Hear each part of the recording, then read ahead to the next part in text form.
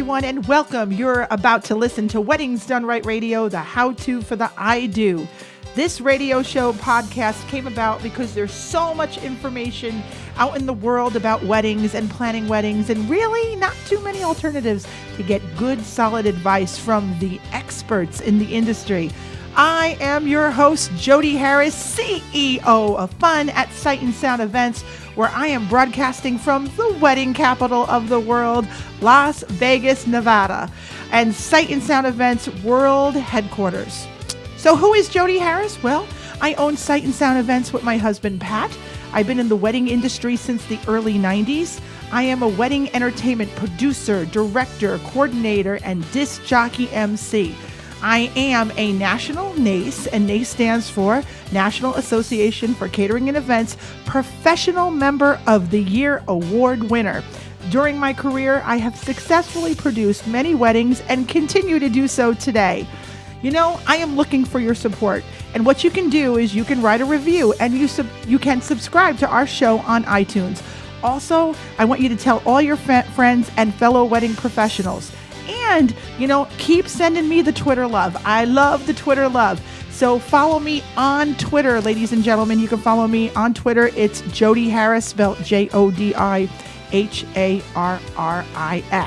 And I am super excited to get started with the show because I am honored to have one of my very, very dear friends, Doyle Borden of Doyle Borden Event Style, and he is based out of Beverly Hills, California, home of the beautiful people. Hey, Doyle, welcome to Weddings Done Right Radio. Well, thank you, Jody. I'm really honored that you had asked me to be here. Oh, I'm so excited. We've been friends for a long time. We've known each other 5 years. Mm-hmm. We met at a NACE meeting. Absolutely. Remember the Scientology Center? Oh, yes. Lovely. Doyle says to me, please follow me. Follow me. I don't want to be left alone in a room. Don't want to be lobotomized. But we love you. Absolutely. So Doyle, before we get started, and it's great because, that we were talking to Lisa Hopkins, the president of NACE, not too long ago on another show, and she talked about how wedding professionals connect. So it's great. We connected, and we've been friends for years. We've done events together, and it's so nice to have you here. So, I know a lot about you, but the audience doesn't know much about you. So why don't you tell everybody, give us a little history on Doyle Borden. Sure. Well, I started in the flower business while I was in college, and I was actually writing and directing a little story that I had to do for a class project, and it required flowers. So I went down in the garden and picked up a bunch of flowers out of the school campus garden, you might say, put it in a vase, brought it up, and all the girls were freaking out. Oh, my God, that's so beautiful. I thought, wow. I don't get that kind of response from the ties I sell at the department store when I sell that to the gentleman. So I love the drama of producing something and getting that immediate response. So that began my career. The next day I went and got a job at a flower shop. And within about 6 months, I moved to Beverly Hills, working at a flower shop there, which I worked for 6 years. And Kevin Lee was my mentor. And I learned so much those 6 years. I almost say like I got a PhD in floral and event design because we did so much volume in business in 1 month than most flower shops will do in an entire year or two. We just did so much business volume. And it wasn't just about business volume, it was just the types of events that we did. They were so dramatic and so beautiful, so over the top, but yet so elegant. And so it gave me a really broad view of the different types of things we could do. We did celebrity weddings. I'd be in the homes of celebrities, decorating their homes for Christmas, nice. Styling the homes, doing those types of things. And it was just a lot of fun. We had a great time. That's awesome. And in your career, how many weddings would you say you've done? Hundreds. Probably thousands. Nice. Over the years. Just over the years when you do so many, especially those first 6 years when I worked for him. And then beyond that, it's just I can't even remember how many. Wow. Well, I'm excited that we're going to dig right into the topic here. Sure. So flowers and decor are one of the most important elements of the wedding day. They set the mood, they set the tone for the event with their beauty, color, style, and elegance.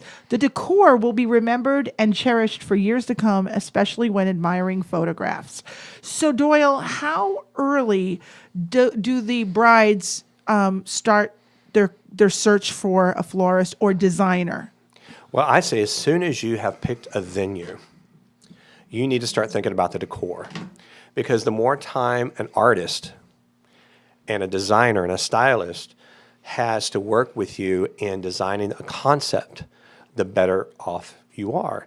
So let's say 6 months away is your wedding, you've just chose the venue, then start looking for a florist, a designer.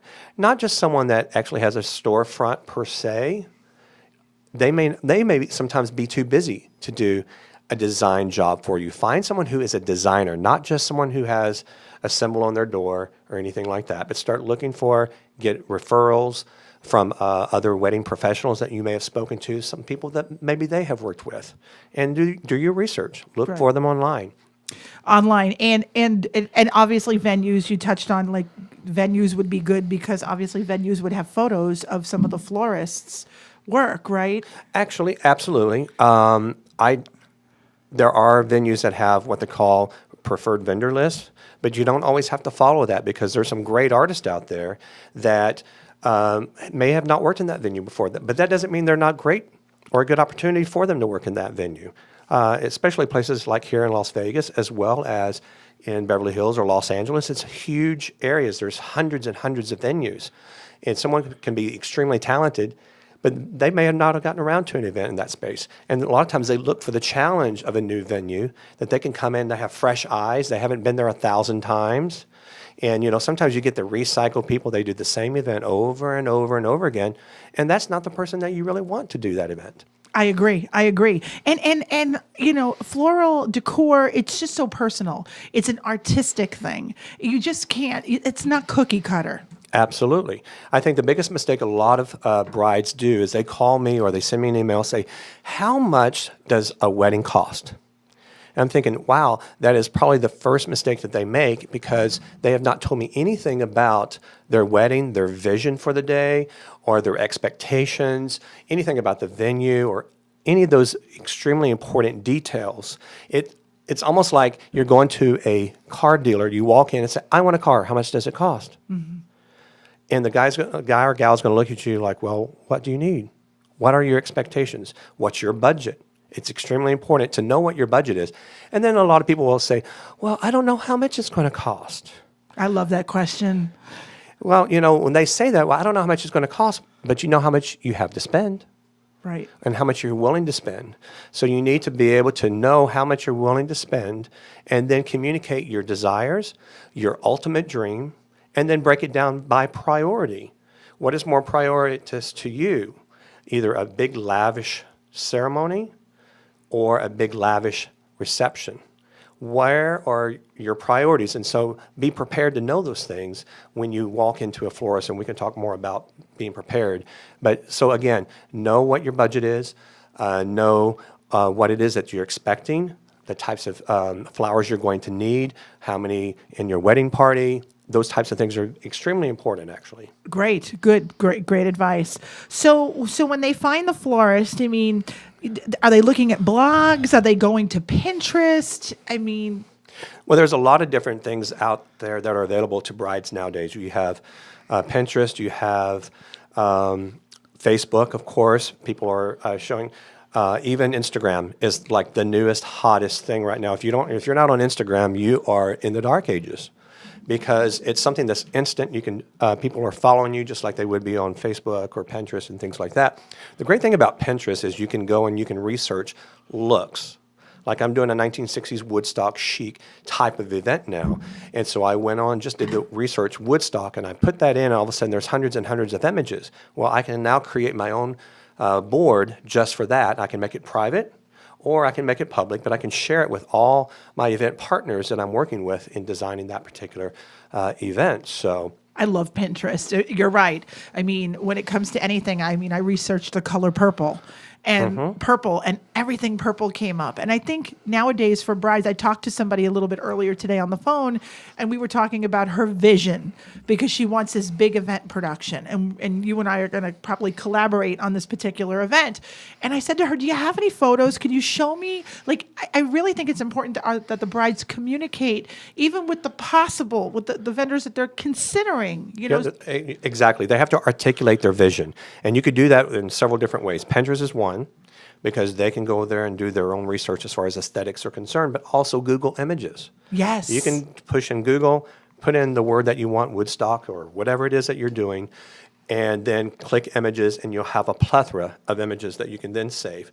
The nice thing about Pinterest, though, is you can, like I said, create an idea page or a board just for that specific thing, and then share it with your creative partners, because they are a creative partner with you when you hire your floral or event designer or stylist like I am.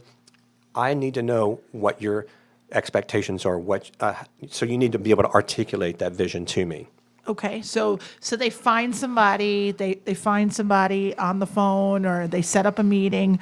What and they bring their Pinterest with them, or maybe they made a file, ripped out magazine, pictures. Who do they bring to the meeting with them? Who should come when it's time to meet with the florist? Well, I would say as few as possible, because you don't want to design by committee. If it's your wedding, then it needs to be you. Now, let's say you have someone that sometimes your fiance wants to be a part of that, sometimes they don't. That's a very personal decision that you have to make. If you are partnering, let's say, with your mother, because she's paying for it, you have to be able to work out the issues of who actually ultimately makes the design decision. Are you going to do that, or is your mom or your dad or your best friend or your sister or brother, whoever it is? But I always say it's always good to bring someone with you, yes, so you can bounce off ideas and they can kind of keep you in check, per se, as well. That's a great thing. So again, it depends on who it is that's participating in your wedding day. And what questions should they bring to you? So you and I are sitting down. I've come to your studio. I'm a bride. Where do I start? Do I just show you my images? I mean, what questions do I bring to you? Well, first of all, you want to make a list. And sometimes I always say email this to your prospective designer ahead of time. You can tell them, this is where my venue is, this is my date, this is my guest count, how many are going to be at my wedding, how many are going to be in my wedding party. Am I going to have 5 bridesmaids and 5 groomsmen? Am I going to have a dog or a cat as my ring bearer, or I'm going to have children? Have a list, how many mothers, fathers, grandparents that you're going to have that you're going to need those personal flowers for. It's very, very important to know all those things. And if you do it ahead of time, then that saves you a lot of time for more of a creative process and a bonding time with your professional designer, because you want to be able to sit there and look at them straight in the eye and say, hey, what are some of the weddings that you've done that I can see some of the images that you've done on certain types of weddings? You want to make sure that they are talented, that they can also deliver what it is that you want for that day. So you want to have a list of everything that you're going to need as far as flowers, decor, et cetera, et cetera. The more articulate you are with that, I think, and more prepared you are, the better your meeting's going to go, and you're going to save a lot of time as well. And then you want to be prepared to tell them what your budget is. Yes. Even though if you don't have an idea, at least say, I think I'm going to have this much money to spend. Mm-hmm. And then be prepared to spend it. Because if you start nickel and diming, you're wasting their time and your time. You just be honest and say, I have $5,000, I have $2,000. What can you do? And when you can do that to the designer, all of a sudden their creative juices flow within the boundaries of your budget. They will also offer you options that may be upgrades, and you may say, I think I would like to do that. Mm-hmm. But when you're honest with them, they can be really frank with you and say, this is what you can and cannot do for this budget. And if they don't know their budget and they show you pictures, you or the event designer can say, well, these particular flowers are very expensive flowers, are hard to find the time of year that you're getting married. So it would cost you a little bit of money. I mean, so are you going to be comfortable with that? Because, I would imagine that as an event designer, maybe you meet with somebody, you probably customize proposals based on maybe somebody starts really expensive, and then they're like, oh, Doyle, you know what? I think that's a little bit too much. Can we bring it down a little? Mm-hmm. Is that how they work? Well, I don't think anything is too expensive. Sometimes it's just out of the reality of their budget. Okay. And so one person's expensive is the other person's, pocket change. That's true. So again, especially in Beverly Hills. Absolutely. Well, and I will tell you this: I have done weddings. I call them blue jean weddings to Beverly Hills weddings, and it doesn't matter to me because love is love, and I celebrate love, and I get very passionate about celebrating love with a couple. I don't care if they're straight or gay or whatever. I do all kinds of weddings, and it's wonderful when two people who love each other have decided that they are going to celebrate that love with all their family and friends. Nice. And that's why I'm so passionate about what I do. So for me to be able to help you celebrate your day, come to me or go to your prospective designer and say, this is what I'd love to accomplish on my wedding day. Here are some images that I've come up with, but I'm open-minded. If you're open-minded, if you're very particular about what you want, your vision is very complete, then be frank with your designer on that as well. Mm-hmm. And never tell them that whatever you like is what I want, because you will be disappointed, because you don't know that person well enough to know what their creative aesthetic is like versus what your expectations may be. Mm-hmm. So you always want to articulate as much as you can. And you may know someone who may be famous or whatever, say, oh, whatever they come up with, I'm going to be excited. Not necessarily. That's true. You have expectations, articulate them. Absolutely. And what if they say, I want to hire an event designer for a certain aspect of my wedding, but my Aunt Sally and Aunt Mary Ann could do this? The biggest mistake in the world that you can do is have Aunt Susie do your flowers. It's just, unless you're doing a backyard for 20 people, you don't want to have Aunt Susie or Cousin Joe or whatever, unless they are a professional florist or a professional designer. You don't want to have unprofessional or non-professional people do an event of such magnitude, because this is your once-in-a-lifetime chance to celebrate such an amazing thing, and you don't want it ruined by someone bringing flowers because they thought, I can go to the grocery store and get flowers. We'll put them in a vase and it'll be pretty. Right. Well, if you don't know anything about flowers and prep flowers, those flowers could die. Obviously, they're not going to be designed in an appropriate way. There's so many different elements that can ruin your day in that sense. And of course, you don't want to mix styles. I mean, if you hire an event stylist to do your wedding reception, you certainly don't want Aunt Sally's design and your professional design to mix, because it's not going to be the same. It wasn't the same company that designed the event, and it's going to look really, I know shabby chic is in, but it's going to look more shabby than chic. Exactly. And let me give you a perfect example. When you watch one of the award shows, most of us actually watch the red carpet events more than we do the award shows themselves, because we're interested in fashion. We're interested in who, this starlet, what she's looking like, what she's wearing, all those things. A stylist puts that celebrity together. Okay. Now, they may have strengths in one area. Maybe they come from a hair design background or a fashion design background.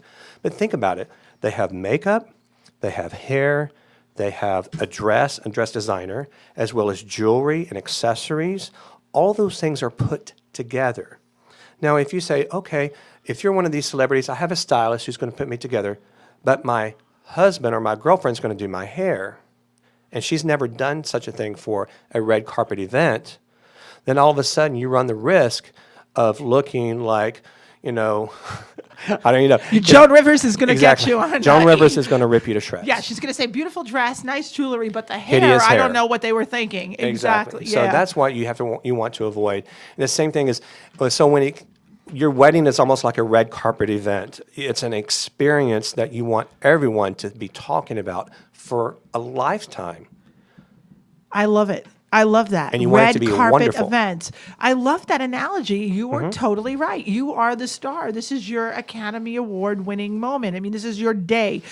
Don't we always say it's your day? You are the stars. You are the Brad Pitt. You are the Angelina Jolie, and absolutely. And somebody like the team that works for you is the Steven Spielberg or the set designer. Or absolutely great analogy. Red carpet event. It doesn't get any better than that. And all those professionals are professionals. Otherwise, they wouldn't be there. And even, and I'm going to cross the bridge over here too. You don't want someone like your best friend Bo bring his iPad or his iPod and say, "I'll be your DJ tonight," because then you're going to ruin your whole entertainment experience. Yes. Because there's things that just happen that they don't expect, and they are not fully equipped either. So those are another issue. But anyway, it all comes back to hiring the Professional team. Doyle, so you talked about the red carpet, you talked about how you guys find your inspiration. What are the current bridal styles right now? Is there a color that's hot right now? Well, the in color right now, and anybody who is somebody in the industry will tell you it's emerald green. I was going to say emerald green. And I was just in a actual at Catersaurus and Event Solutions, who Colin Cowie was just there and speaking, and he was telling everyone, he says, the in color this year is emerald green. But there's another color that is also just as popular, and that's purple. And different shades of purple. Purple. People love purple, and it's just a great, and you can accent it with colors like mercury glass or silver, and it makes it a very elegant experience for people in the sense of color. It's a bright and joyful color. That's great. And have you noticed anything as far as style at the receptions? Are people doing, we talked about cupcakes, I know people do cupcakes and regular cake. Are they decorating the cake table as much? You noticed anything? Well, the current trends right now is mini cakes. Oh. Because people can take them home with them. They package them in wonderful little gift boxes, and so they take them home with them. They'll still have a beautiful, elegant cake. And to me, the wedding cake is an experience. It should be decorated with beautiful florals or beautiful design from the cake designer. It should be a centerpiece or a focal point of your wedding reception. And if it's got to be a good cake too.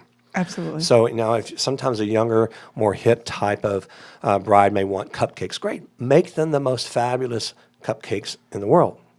So you want those, whether it's a sprinkles or something of that nature, where it's beautifully decorated, but also tastes wonderful as well. So you have that as far as cakes are concerned. The other thing is when it comes to like your cocktail hour, mini bites, small portions of food is much, much more exciting. Things on a pop. And it could be like a little cake pop, or it could be a little, any type of like a little miniature food that's either like in 1 bite or 2 bites. And you have the gourmet taste, but you don't have to worry about things spilling out of your mouth and having to hold a bunch of sticks and all that kind of fun stuff. The mini bites are definitely in, the larger portions are out. And I noticed we were both at Catersaurus this week. I noticed that living decor is kind of cool. So you're the decor expert. Living decor, like maybe the cupcake, if they do cupcakes, or better yet, champagne or drinks on a living decor. Explain what living decor is. Well, my friends over at Champagne Creative Group have wonderful options for people, where they may have a beautiful clad dressed woman in a beautiful outfit that is themed for your event according to the decor of your event, and she could have a metallic type of dress that holds champagne glasses or martini glass, signature drinks. Whatever your drink is, you can have a signature drink. They also have some new items where they have, it's almost like a living serving tree, I call it. A living serving tree, where you have a beautiful model up in the tree, and then all these little branches come down, and they have little spaces for trays for appetizers, little bite-sized food for people. So when they come out of the out of the ceremony into the cocktail hour, they have this beautiful dress, a beautifully dressed woman up in this serving tree, and then they have all these little food that they can just come and take little bites of. I think that's awesome for a wedding, especially for a cocktail hour. I think that's so cool. Living decor. I think that's the way to go. I think we're going to see a lot more living decor things. Yeah, it's really amazing. Interactive, and if I can continue with that too. Absolutely. Also, a big trend right now is mixology bars. It engages the guest. People love drinking cocktails, mixed drinks, or signature drinks, or handcrafted architectural drinks per se. Things that are reminiscent of the 20s and the 30s are back in vogue now, and so people want to know how to make these drinks. And so we can take natural elements like herbs and fresh berries and fruit and muddle these together along with the right type of alcohol and make amazingly tasting cocktails. And when you have a mixology bar, you have all these ingredients all up on this bar, and then you have like little stations with the shaker, the muddler, and the jigger, and with the cups of ice and all those wonderful things. And the mixologist, the bartender, who's now a mixologist, who knows everything there is about mixing drinks, it's almost like a science experiment. He or she's going to show every guest how to make their own cocktail. So it engages the guests. They love it because they are tasting what their creation is. So it's really, really the new thing. I'm doing it at several of my events this last year and this year as well. And it's really the new thing. And I highly suggest that you have a mixology bar. It's going to really excite your guests. What fun is that? I'd love it. Somebody invite me to a wedding where I can have a mixology bar. That is so cool. It's a lot of fun. Cool. What about lighting? Lighting is huge now. You know, the ballroom lights go down and It really sets a tone. And I always tell people this way, ladies, when you go and you buy a gorgeous dress, you spend a lot of money on that dress. It doesn't matter if you're attending the wedding or if you're the bride. You walk into a dark room, no one sees that dress. They see a silhouette. Don't you want to be the star of the show? The same thing with the decor. That decor, sitting on the table, you spend a good amount of money on the tablescape, the florals, the candles, and all those types of details that you put a lot of thought and effort in, that is very customized and couture to you and your husband. You want your guests to be able to see it. So pin spotting or illuminating every table is extremely important. Otherwise, it's like buying a beautiful dress, walking into a dark room. Mm-hmm. People may know you're there as a silhouette, but they can't see the detail or the beauty of that dress or of that table. Absolutely. And that's very, very popular right now. Mm-hmm. Tell me, how early should the event team arrive at one's wedding reception to start setting up a ballroom? Well, that all depends on the venue and what their requirements are. And this is something you have to think about. If you have a load in as far as lots of responsibilities, lots of decor items that have to be moved in, a lot of different partners coming in to do things like, you may have a 10-piece band. Well, that's a lot of equipment and a lot of sound that has to be installed. You can't just do it in an hour. It takes time. So you have to be able to, and this is why it's important to hire a wedding planner and a wedding coordinator. Extremely important, because they do this every week. You get married once, maybe twice, maybe 3 times. But overall, it's usually a once-in-a-lifetime type of thing. And so you need to rely on the advice and the wisdom of the professionals who do it on a weekly basis. So when you say, I'm going to rent this space for 4 hours, and you have all this decor, well, 4 hours is just your reception. It takes time to set up, and it takes time to take down. And you and I have talked. I mean, you've set up events like 2 days in advance. I've had conversations. That Harry Potter event that you did, that you've won an award for. You were on another show. What was the show you were on? Platinum Weddings. Platinum Weddings. I remember that wedding really, really well. You were setting up days ahead of time for those events. Well, the Harry Potter one, we actually put in the tent on Wednesday, and then we started doing other decor items and the props and things on Thursday, and then finishing them up on Friday, and then again on Saturday morning, all the final touches. Sometimes we have that freedom or that liberty to be able to do that, and other times we don't, because if we are in let's say if you run a hotel, they book these events back to back to back. And even like a Catholic church, sometimes you have 20 minutes to set up your decor. So you also, let's say you're at a big Catholic church and they have a funeral from 12 to 1, and from 1:30 to 2:30 they have a baptismal, and then your wedding's from 3 to 4, and then they have mass at 4:30. That means you have a half an hour before and a half an hour out, and you decide you want this large wedding structure, and you want flowers down the aisle with candles, and that florist is going to have a team of people that can come in 5 to 10 minutes and set that up because your guests are going to be arriving and you want that completely done. So there's a lot of elements that you have to know about, and that's why it's good to have a planner as well. Absolutely. And shouldn't they get that approved? I mean, if they're planning on some elaborate decor for their wedding at their church, shouldn't that be approved ahead of time? I mean, does stuff like that have to be approved by the church? Oh, absolutely. And that's why, again, you need to have a great wedding planner, coordinator, because all of those elements and things that they will know, and they're going to let you know that you have to make sure that that the venue that you have, what their requirements are, because every venue is different and unique. So you want to make sure that wherever you're having your wedding reception and your ceremony, you know the rules of the game before you start. Very important. Fire, flames, anything like that. Exactly. Candles, I'm sure there are a lot of hotels, a lot of ballrooms that will not allow you to have a open flames. Open Absolutely. flame. And some cities won't. And some cities will, but you have to have a fire permit. And so the fire marshals know that certain venues have events on a Friday night or Saturday night or Sunday. And so they will periodically just drop by. And if you have beautiful tapered candles, legally allowed if you have a fire permit, but your florist or your wedding planner didn't make sure that that was taken care of, they will shut you down. Wow.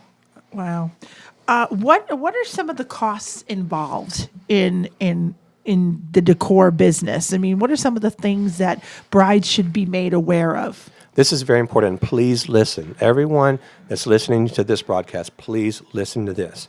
It's extremely important. When you hire a florist or hire a decorator, there's a lot of costs that you may or may not be aware of. And so let me explain a few things to you. For example, you say, I want beautiful flowers and centerpieces and whatever the details are. There's a lot of things that go into it before you see it. It's almost like the cost of food.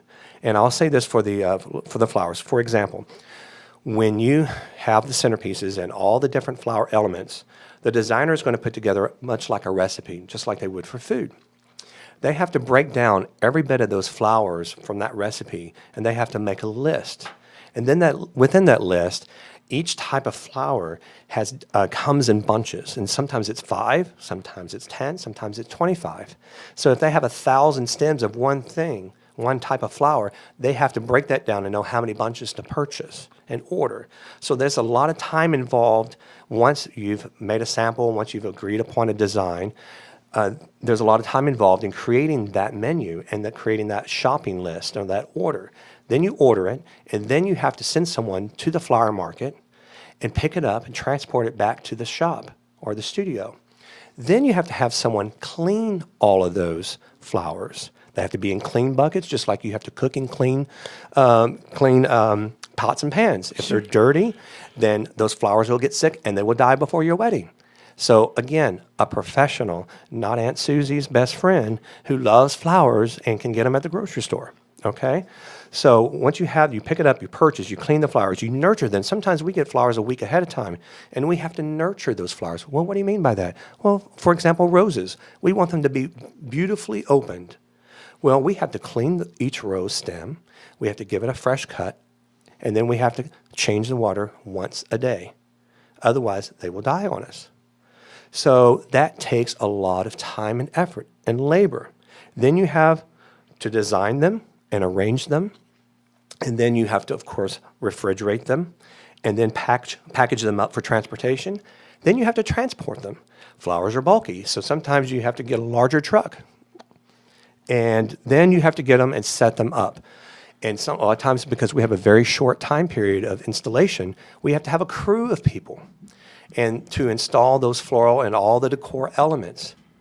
But then after your lovely party, and you've partied your butt off, and everyone there, and Aunt Susie and Grandma has had that last dance, then we have to come in and take everything down and clean it up, and then transport everything back to the shop, and then disperse it wherever it needs to go. So there's a lot of time and a lot of labor that you may not see or even understand, but it's there. And so we have to keep in mind that that's going to be a part of the cost of your wedding. Good points. Because I see that all the time, being one of the last people to leave the wedding. I see that you guys come back and you have to strike. And we may have had an 18-hour day already. And so we have another 2 hours to clean up. And it's not like you can go home, kick your feet up, watch Saturday Night Live, and then go, oh, we're gonna go back to whatever. I mean, you guys are on the clock. I mean, you guys are working. The crew is. That's amazing. How early do the flowers need to be the personal flowers? I mean, and maybe you should explain what personal flowers are. You kind of touched on it, but what are personal flowers? Personal flowers are boutonnieres, corsages, the bouquets for the bride and the bridesmaids, and any kind of flowers that are involved with the wedding party. When they walk down the aisle, they'll be adorned with flowers. They may have flower leis, whatever the culture is. How early should they arrive? Well, you need to coordinate with the photographer, because if your photographer shows up 3 hours ahead of time, they're going to want those flowers so that they can start taking pictures. And now, if you've not coordinated that with your wedding coordinator, or if you don't have one, you need to tell your florist, I need the flowers by such and such time to meet with the photographer, because we're going to take pictures ahead of time, so we're not having our guests wait for us for 2 hours to take pictures after. Mm-hmm. And who distributes the flowers when they get, like when you drop them off at a hotel room? Is somebody just dropping them off? Because I can tell you at my wedding, this is a personal story. At my wedding, our personal flowers, sat in the back row of the church pew. We had no idea. The boys had no boutonnieres. Oh, I had a bouquet, and the girls had their bouquets, but the boys' flowers were sent to the church, and they just sat. We found them when we were walking up the aisle. We found the flowers, the boutonnieres in the back row of the church. So somebody should be delegated. Again, that's why you need a wedding planner and a coordinator. And we did not have one. And you did not have one. I didn't. It's a recipe for disaster. Because I thought we could do it all ourselves. Sure. No, you need somebody. You can't. You're the bride. You want to chill. You want to be pampered. You're the day. star. You're the star. We Right. said it. And the stars do not do their hair on red carpet day. The stars do not go shopping for a dress that day. They do not put on their makeup that day. They don't do really much of anything. They're pretty much fed that day as well. So you want to enjoy the process, the fun of the experience and all the things that are going on, but you want to be able to enjoy your family, your little niece and nephew that's going to be there as your ring bearer. You want to enjoy how cute they look when they walk in the door. You want to have that moment with your father or your brother or whomever may be giving you away. You want to enjoy those moments with your family, not worrying about, is the flowers here yet? Or is the DJ showing up on time? Where's my photographer?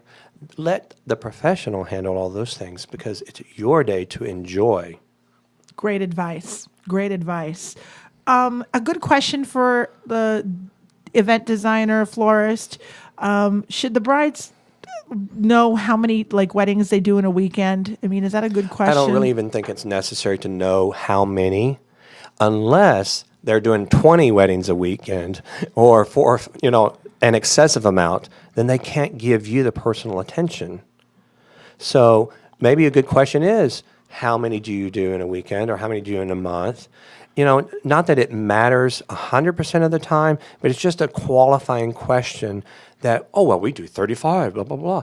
Well, then that they're not going to give you the personal attention. And the other thing is, if their phone's always going off while you're interviewing with them, or they're back and forth on emails or phone calls, they're not giving you the attention now, they're not going to give it to you on that day either. Mm-hmm. I agree. I think the word is care. I think any of the event professionals that you work with should care about you and the success of your wedding. Whether Absolutely. you're ordering just a few personal flowers, or whether or not you're ordering, your ballroom designed to the hilt.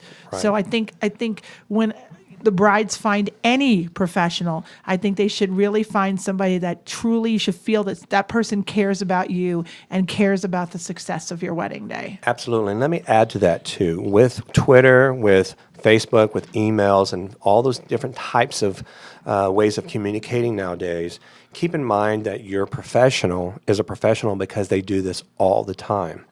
You have to be able to communicate with them, and it's really good to do this via email, be succinct and articulate in your email questions. That way you have a record of everything that you've talked about, not just on the phone. Well, I told you back in October that I needed this and that and the other. No, put it in email form so they have it, and make sure that they are responding. Yes, I got the changes. Thank you very much. So you have a record of that. Even if it's a smiley face, got it. Smiley face. Beep, Exactly. you know, Whatever it is, so that you're communicating. But also keep in mind that their time is very valuable as well, that wedding professional, and they're helping other brides just like you design their weddings as well. So if you go back and forth with 1,000 petty questions, it's better to put together one email with 15 to 20, whatever your questions are, instead of going back and forth, because then you're taking a valuable creative time of theirs. Yes, absolutely. Is it important to have the cell phone number of the event designer? Yes and no. I say yes in one sense because obviously you need that ability and that connection and that instant communication with them. But at the same time, don't be calling them at 3 o'clock in the morning. I just had a brilliant idea. But the week of the wedding, I mean, maybe respectful. call it the hotline number. Hey, Marianne, you're getting married on Saturday. Let me give you my personal cell phone number. Absolutely. You're 6 days away from your wedding. I'm going to give you my cell number, and I'm going to make sure that your caterer at the blah blah blah hotel has it. Right. Your event team has my The cell phone coordinator, number. the coordinator needs it. All the players in there, because if the caterer is not there on time, that coordinator needs to call them and say, "Just wondering where you're at. You're supposed to be here 20 minutes ago." So, girls, I think you should get the cell phone number of your entire event team, maybe the Monday of your wedding. And like Doyle said, don't call them up at 3 o'clock in the morning. Oh my God, I changed my mind. But definitely have the cell phone number. You should have a sheet of cell phone numbers for everybody, just in case. Absolutely, and that pass it around to the team. Yeah, exactly. And the coordinator needs to have that, obviously. And if the coordinator is a professional, they will have all that information. Yep, absolutely. So it always pays. We're big fans of the coordinators. We, being one myself, and we are big fans of the coordinators. It works very well. We're almost finished with our show. So how does the payment process work? Because you're ordering product. It's not like, you need to order product. So you've got to obviously get deposits, retainers. How does that all work for the girls that are listening and the boys that are listening? Sure. Well, when you hire your wedding professional, and it doesn't matter what it is, you will be expected to put forth a retainer. And the retainer is typically non-refundable, okay? Because you've already begun the creative process. Maybe you've spent 2 or 3 hours with them. That time has to be compensated. So the retainer basically also holds the date, because in October or whatever your wedding date is, they're going to be getting other inquiries. And so they're going to put on the calendar which event has already paid a retainer. Okay, so you definitely want to do that. And then depending on the type of vendor or wedding professional there is, they have different expectations. When it comes to the florist and the decorator, a lot of times, let's say they're building props for you. You're going to have a larger retainer up front because they have to go source the materials, they have to hire people to build the structures, et cetera, et cetera. Or we're doing a special vase, or we're renting special equipment or props and things like that. Those things have to be paid ahead of time, as well as the flowers have to be paid ahead of time. And so when it comes to food and florals and all those types of things, you're going to be paying up front and in full. And typically what it would be for me is I would do about 30 to 50% retainer to hold the date, and then the balance would be due about 25 to 30 days, usually 30 days ahead of time. That doesn't mean we can't make additional changes or add-ons, but all that other stuff has to be taken care of. So just be prepared to have to pay all those retainers and those fees ahead of time. Mm-hmm. Someone once told me, when you go to the restaurant, you don't go there and say, "Oh, I'll pay you next week." You won't even remember what you ate tomorrow. Okay, so you have to pay this ahead of time, and that way, on the wedding day, no one's chasing you down for a check. Yep, absolutely. I think that's the worst thing on your wedding day, to have a vendor stand there with their hand out and, say, you should just be enjoying the day. Absolutely. And if you had one piece of advice, I mean, you've been giving great advice. So now, and you might repeat yourself, but if you had one piece of advice, what piece of advice would you give to our audience out there when it comes to decor and floral? First of all, find someone who's passionate about you and your day. You want someone who lives and breathes and eats the experience that you're going to have on that day. If they're just sitting there writing notes, yeah, that's $4.95, that's $10.95, blah, blah, blah, yeah, what else do you need? Just, okay, thank you, and we'll give you a call later. That's not who you want to hire. You want to hire someone who looks you in the eye, asks you the right questions. What is it that you want your day to be like? What's the experience you want your family and friends to walk away with that day? What do you want them to think about 5, 10 years from now? When you look at your pictures, what do you want to see? So hiring professionals to execute that day is extremely important. Absolutely. Great advice. Girls and boys, great advice from Doyle Borden, Event Style. That was Doyle Borden in the studio hanging out with me. Doyle, how do brides reach you if they have questions? How do we reach you? Well, they can hit me up on Twitter at Doyle Borden. They can also contact me via email, doyleborden@me.com. They can find my website, www.myflowerguy.com. Great advice. And again, thank you everybody so much for listening. If you want to send I want those reviews, rate the shows. We want the reviews. We are on iTunes, so please make sure you take us with you. Write those reviews. I am Jody Harris. Yes, Facebook too. You have a Facebook. What are you on Facebook? At My Flower Guy. Awesome. My Flower Guy, that's Doyle. You can find him on Facebook. Ladies and gentlemen, thank you guys so much. Have a fantastic time, and I will see you real soon. Jody Harris.